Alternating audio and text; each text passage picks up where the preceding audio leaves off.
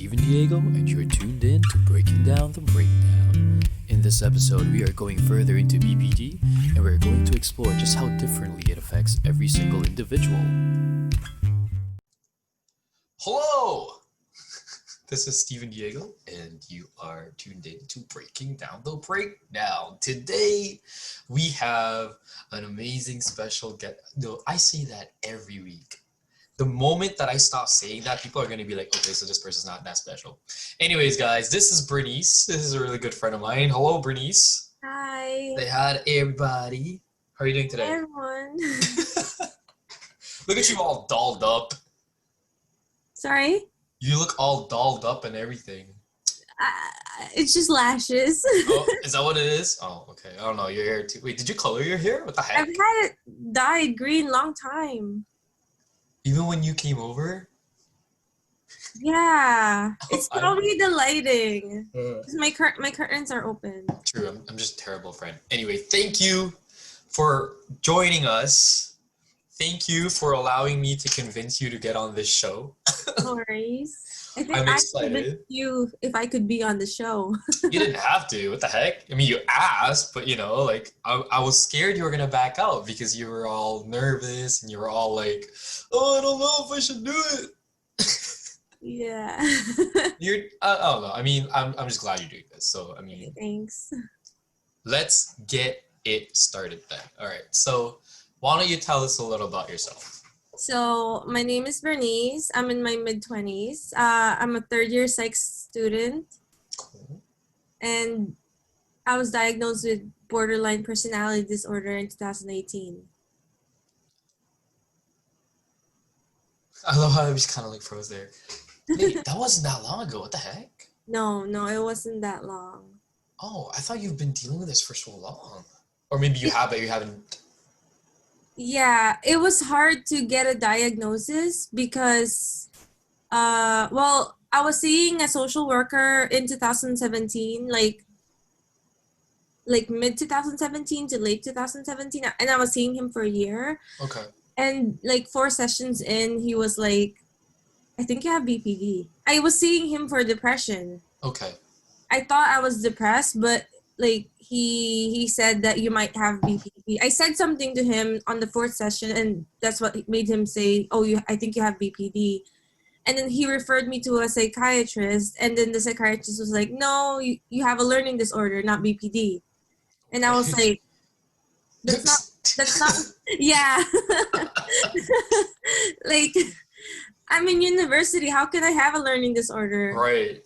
Yeah, and it's probably I don't know, like my marks right now are not that bad. Like they're in the B's and A's.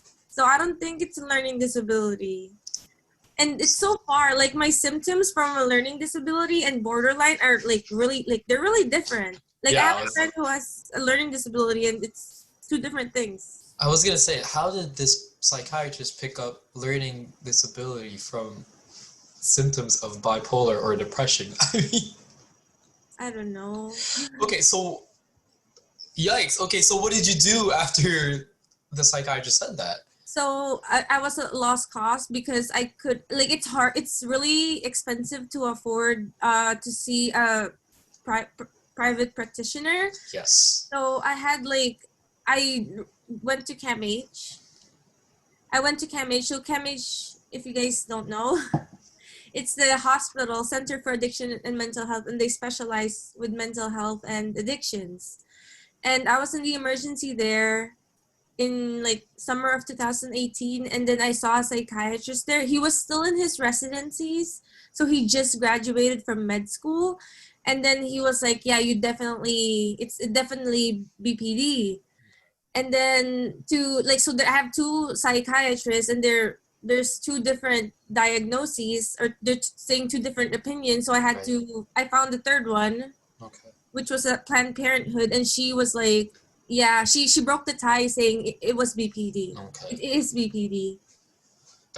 Oh my God, that must have been a whirlwind. How long did it take from the initial diagnosis of the first psychiatrist? I don't think it was that long. I remember it was still around the summertime or like summer fall. Okay, so you were able to actually be referred and was seen pretty quickly. Yeah. That's wow, that's really good. I mean, because for me, like it's been hard. I mean, I guess COVID times, it's really hard to Yeah. find time. Everybody's busy dealing with their own stuff. But okay, that gave you a really good time then. Yeah. So what made you actually like? What made you want to see the? Was it a social worker or a counselor at first? A counselor. Yeah. Sorry, social worker. Right. So what prompted for you to want to see that social worker in the first place? Like, what happened? So, in 2017, I was like, it was my last semester at Humber College. I did a 2-year diploma there, and I noticed that my mood was starting to get low. Like, I was not motivated to go to school. And then my marks also dropped. So I was an honor student first 3 semesters, and then my marks dropped. Like, for what reason, I don't know. And then I graduated. And then the summer of 2017, I had a huge fight with my high school friends.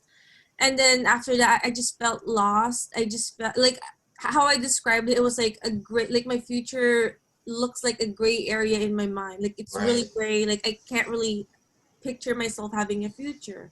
So yeah, so like it was a like so I like I said we had a huge fight, and like it felt like the end of the world to me. Hmm. So my mom was like, um my workplace offers free we have 3 social workers, have you see one of them, and I agreed to it, and that was like the start of my mental health journey. Okay. Well, I'm glad that your mom is super supportive about these things, right? Yeah, no. What was with the no? I mean, for her to suggest seeing a social worker, I think that's great, right? Yeah, it is. Is it just like is it after you started seeing the social worker that she was kind of apprehensive about you doing it, or? Yeah, she's skeptical about me. She was skeptical about me taking medications because she's Okay. heard that there's a lot of stigma with being Yes. medicated in mental health. So they because like right now I look fine, but Yeah. like I feel like if I don't take my meds, like before I started taking my meds, I didn't fold my laundry for a year. I I wouldn't clean, I wouldn't cook. Basically, like even school was hard for me. So it's But as if you're now, not functional at all. Like you yeah, don't but want to function. yeah, now I'm able to handle like 3 classes, which is like I'm impressed. Dude, that's really good. From no classes to 3. Yeah. That's, you know what though? I will say this, like at least she's only like that with the medication, right? Because there are so many, and I'm sorry I have to call out our culture here, but there are so many Filipino parents that don't even believe in mental health wellness, like Yeah. for them it's just, oh, you're being dramatic, ate mo, right? Like they would say things Yeah. like that. Yeah. So, kudos to your mom though for actually suggesting that. That's really Yeah. good. And Shit.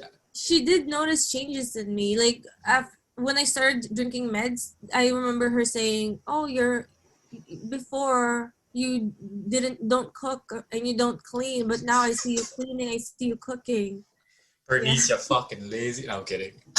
Okay. Well, that's really good. So, like, my thing now, I'm trying to word this carefully. Like, every time I do this, like, I'm always like, okay, I gotta say something, but I need to make sure it's politically correct. I don't want to hurt anybody.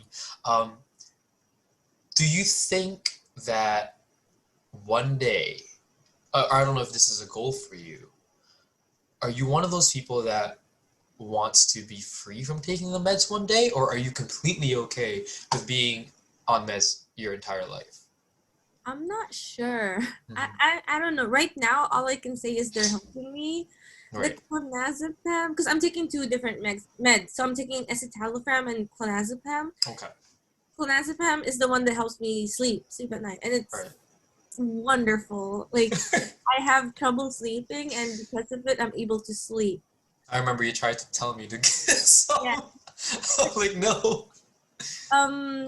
Maybe in the future if I'm well, enough to not be on meds, I could like it'll be really great because they can really be expensive. Yeah, I was gonna say. Yeah, but I don't know. It's still too far for me to think about it. Okay. It's just, like we have mutual friends, some friends that, their goal is like, no, I don't want to be taking this forever, right? And so I always just like to ask where people are with their mindsets on this. Because even for me, right, like before I found out, like I don't know if you know, but remember the whole diagnosis of the OCD, right? Yeah. And apparently I'm allergic to every single SSRIs and SNRIs. So for me, and like they usually prescribe those for OCD patients to help with the thoughts. I can't. I'm not able to have that aid. And yeah, right. So for me, it's just like I'm finally okay with, like I was thinking about it before. I was like, actually, I wouldn't mind being on medication for the rest of my life if it helps me function a lot better than I am now.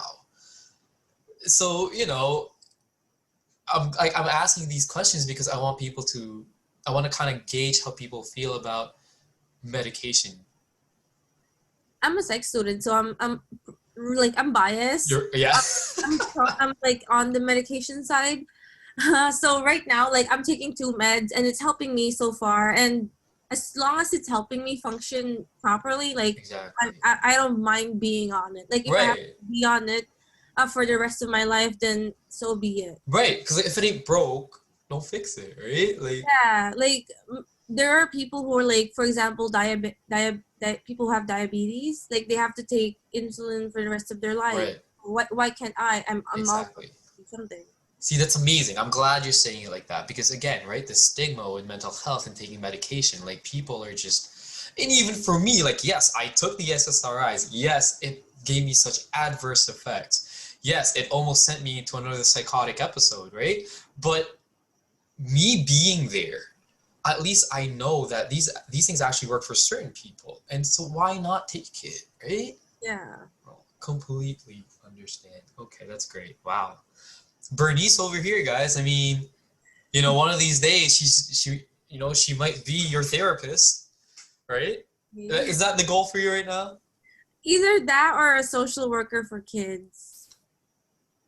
I can't handle kids. You're too patient. No, but that's great. That's really good, Burns. So, I want to ask. Let's say that whole scenario with your friends, like the fighting, never happened, right? Do you think you would have still actively sought out help? I don't think so. Yeah, eh? No.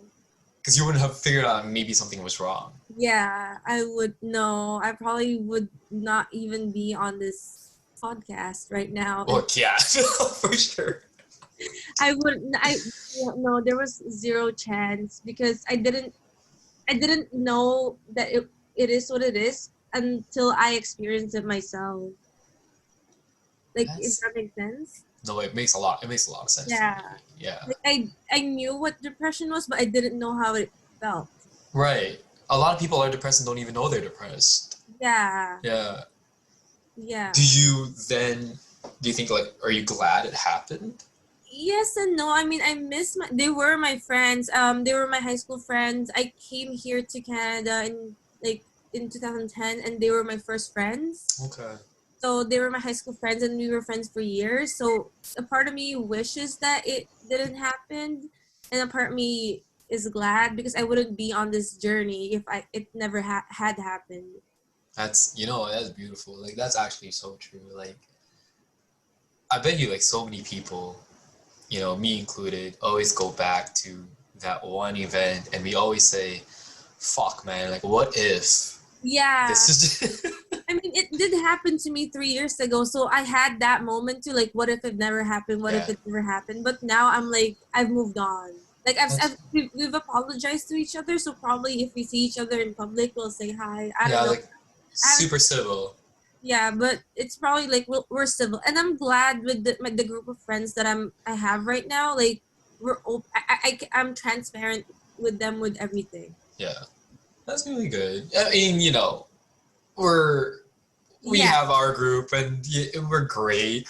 We're a bunch of crazy. No, I'm kidding. We should take that term out of the dictionary. But we're crazy in different ways, not the what people think. We're That's come true. on, Pride last.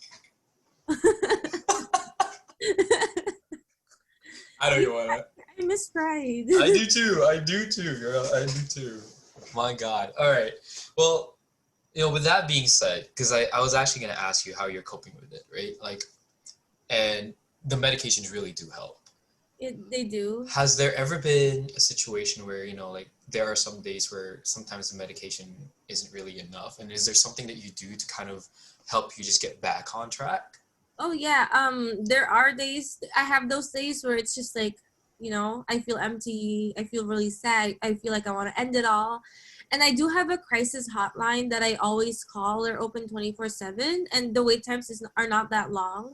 And I do call them. It's a 30 to 40-minute phone call, and they do help me like de-escalate.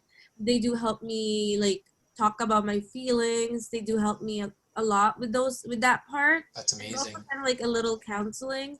And then if worse comes to worse, I always tell myself if I even they can't help me, I could always like go to the hospital and like check myself in. That over harming myself or someone else. That's amazing. Honestly, like, the amount of awareness that you have, one can only hope for. And I actually really think people that are going through mental health issues like us are a lot more aware of things rather than normal people. That's true. So, I mean, I'm here to say, like, I was so scared too. Remember, like, my whole, like, I'm gonna end up hurting people or killing people. And it's like hearing you in action for your feelings, it actually really empowers my own, and it makes me feel reassured. Even though I'm not seeking reassurances because it's so bad to do that, but the way you talk about it, it's so reassuring for me because it allows me to know that here's somebody who's going through almost the same thing in their heads, and it feels so alien to them, but they know exactly what to do when that situation happens. Yeah. Well, I've been through a little bit of therapy. That's probably why I'm more aware. Okay, well, I mean, hey, right? Like, it's work. It's clearly it's working. Yeah.